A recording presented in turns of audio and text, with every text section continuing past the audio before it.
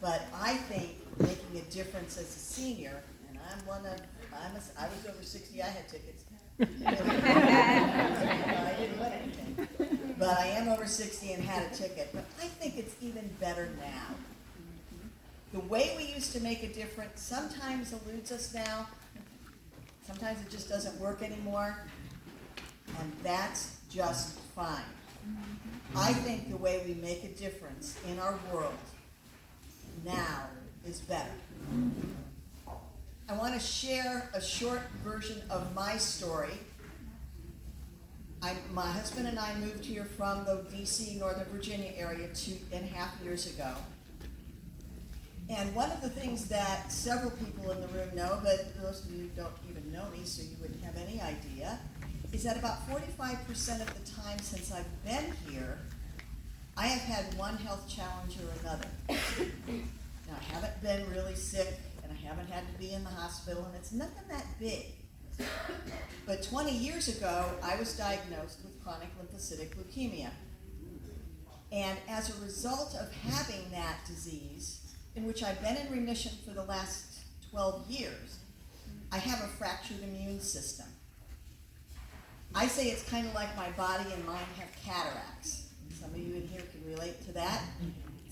Life's a little fuzzy and blurred. And as we all know, I think you can relate, getting old is not for sissies. Amen. I've been fortunate in the last couple months to be working with some great docs. And I did not know Morgan was going to be here, but she will testify that I've been going to the Y, or trying to, a couple times a week, to try to build my stamina back up, and it's mostly under control now. Still have to fiddle with the meds and some pesky side effects. Can you relate? Mm-hmm. Some days are really good, and I almost forget about my health stuff. Yet, other days I feel really dragging. And I feel like a loser, yet I know in my heart I'm not a loser. Amen. And I still have what it takes to make a difference. That's right. All of us do. Amen. This up and down is a new normal for me. It took a lot for me to accept that. I've learned to quit fighting and focus on what I can do, Mm-hmm. and be grateful. It's when I have times like this, I sit and go back to what are the basics in my life that I know and I believe. Back in 2013, after I had finished chemo for the leukemia, I self-published a book called The Can-Do Chronicles. Now, I will tell you that everyone that bought that book is someone that I would be able to identify walking down the street. It was not a bestseller on the New York Times, but it was my way of sharing my story a little bit broader. The Can-Do Chronicles, the subtitle, and this is the part that I'm going to kind of focus on as we go back through the rest of my talk. Hope plus gratitude is what equals can-do. Mm-hmm. And can-do has always been my worldview. It was the story of how my husband and I overcame a challenging time work-wise. We both lost jobs or had to leave jobs for my health in a couple of different places. So financially things weren't really great, and as I said, my health was horrible. And as a result of going through those times and really working on my perspective, that I made a decision to knock that chip off my shoulder, Mm-hmm. and I made a commitment to God, to myself, to my husband and my friends, to live my life so I can make a can-do difference. I work each day to stay connected with God, my Creator, with other people, being able to connect with some of you this morning in a one-on-one way or in a general way is something that I think makes a can-do difference. And I practice gratitude. I don't do this perfectly. I don't think any of us do. The pastor said something about Peter being, he didn't always do it right. But I work really hard, and I know you do too, to make a can do difference with gratitude in your lives every day. I still take risks. I'm not going to go sit in a corner because I don't feel good. I'm going to try to stay out there as much as I can. You can ask Miss Sam. You can ask some of my other friends that I'm not always able to show up the ways I would like to. I show up when I can, and I make a difference when I'm there. I get up when I fall. One of the things Samantha and I connect on is that I ran a program very much like Journey to Dreams, Kyle's House, except it had 90 high-risk adolescent boys who were there for 2 years at a time. There wasn't a dull moment in the place, ever. But every Wednesday night, we had evening prayer. And it would be time for the kids to share about what was going on in their lives. And it was of the most powerful and nurturing parts of my job. And we had a song, and I do not remember who wrote the song, but I'm sure that some of you have heard it. We fall down, yet we get up. A saint is just a sinner who fell down and got up. Ooh, go ahead, Miss Cathi. I am not singing. One more time. And the other one is never, ever, ever, ever, ever give up. Our life is much too precious. Our time on this earth is much too precious. The gifts that God of love and hope and mercy that God has given us are much too precious. So when I start to struggle with the health and stamina stuff, I understand this too shall pass. Amen. Amen. And when we say this too shall pass, we think it's like the horrible day where everything's going wrong and nobody, I can't get anything quite right. But it's also the good times. That's right. This too shall pass. That's right. And so I want to make my life much bigger than my struggles. As I've adjusted to this, I feel challenged about how I'm going to make a difference in the community and the wider world. We moved here 2.5 years ago. I was fine. And I'm not allergic to Texas. We all had all those tests. But I think that having COVID twice and having a compromised immune system, it just was more than my immune system. And, I got older. So I feel challenged sometimes on how I'm going to make a difference in this community and the wider world. In a world where there is so much hard stuff going on. Wars, poverty, so much more. And in our culture, there's push, fast, and it's all about innovation. Yeah. Talking about AI with seniors, that's like, whoa. So for me, and I'm in a business as a realtor that's very competitive. It can feel like I'm giving up, or that I'm going to get left behind. A moderated pace is not what I'm used to. But after prayer, lots of prayer and reflection, I've decided that it's okay.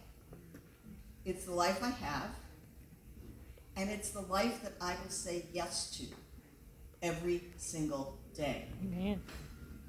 I have a Post-it note above my desk. My desk backs to one of the windows, and the windows in our house are about this high, so there's all kinds of little things posted on the windowsill. And it says, how can I turn my stumbling blocks into my stepping stones? And I think that mindset shift for me is so important when I think about making a difference. My can-do framework for making a difference, that hope plus gratitude equals can-do, I ask every day, how is it that I'm going to say yes to life, to the life that I have today, not the one I had 25 years ago, not the one that I had even 3 years ago. How am I going to say yes to the life I have today? When I was a senior in high school, our members of my faith community made a trip to New York City, and we had time at the UN. I bought a book that I didn't know how much of an impact it would make on me. It's called Markings, and it's by Dag Hammarskjöld, who's the former UN Secretary General. And he has a quote in that book that has become more and more meaningful to me as the years have passed. I don't know who, with a capital W, I don't know who or what put the question. I don't know when it was put, and I don't even remember answering. But at some moment, I did answer yes to someone or something. And from that hour, I was certain that existence is meaningful and that, therefore, my life in self-surrender has a goal. That yes to life starts with my yes to God, not just once, many times over, sometimes many times over in 15 minutes. And for me, and for all of us, that yes needs constant renewal.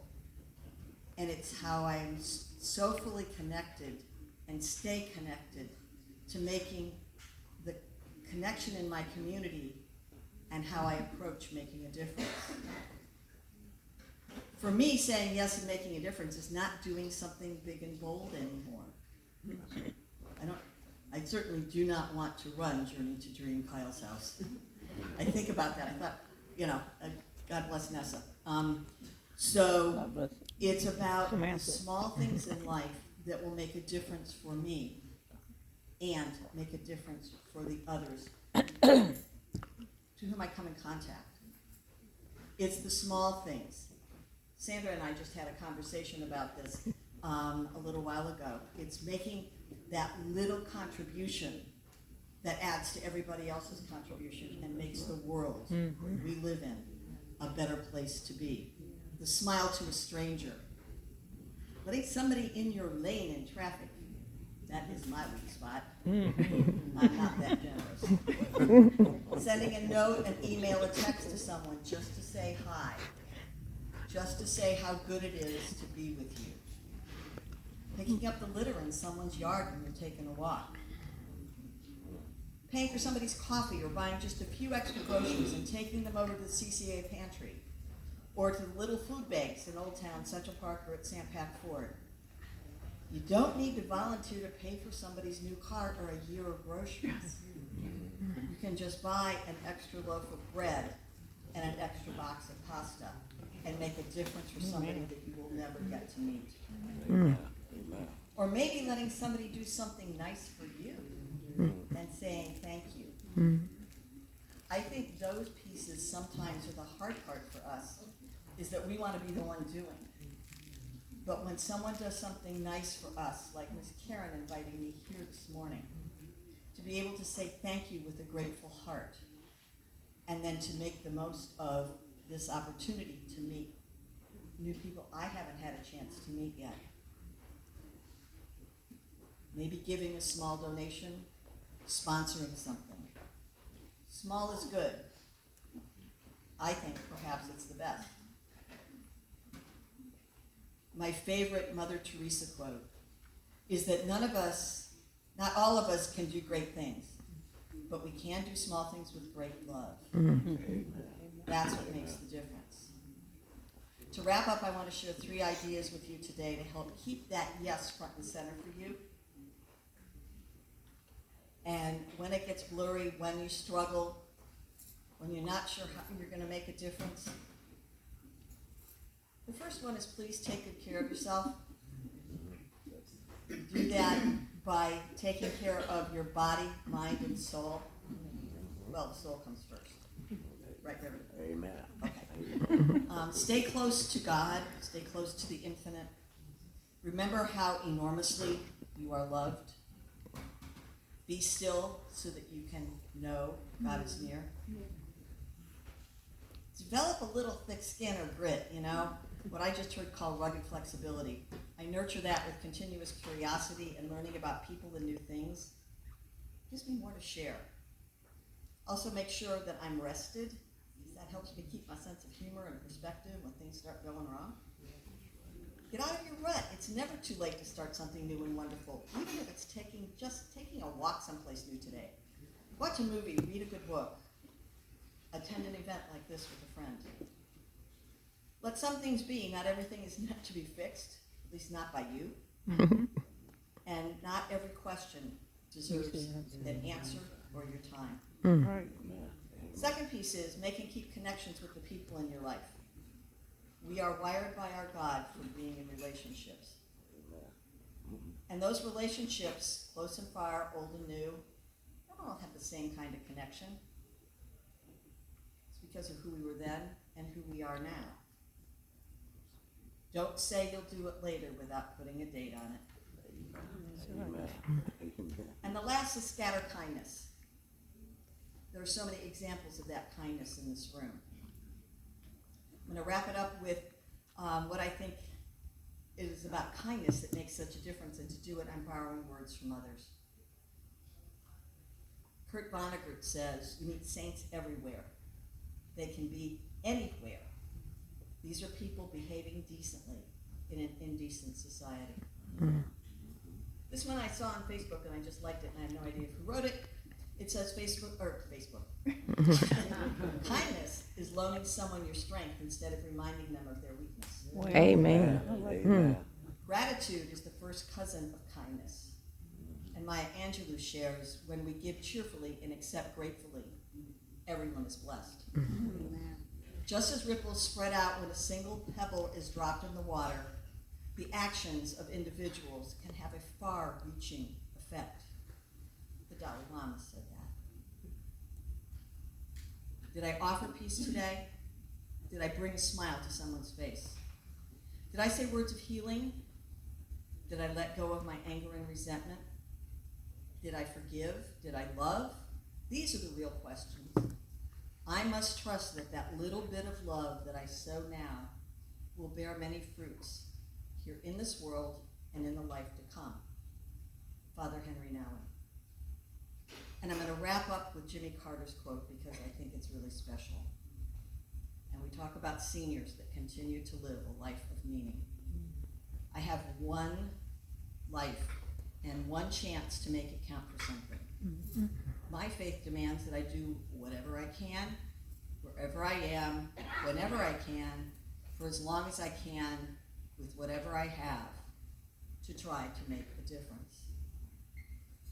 Thank you, Ms. Karen and your team.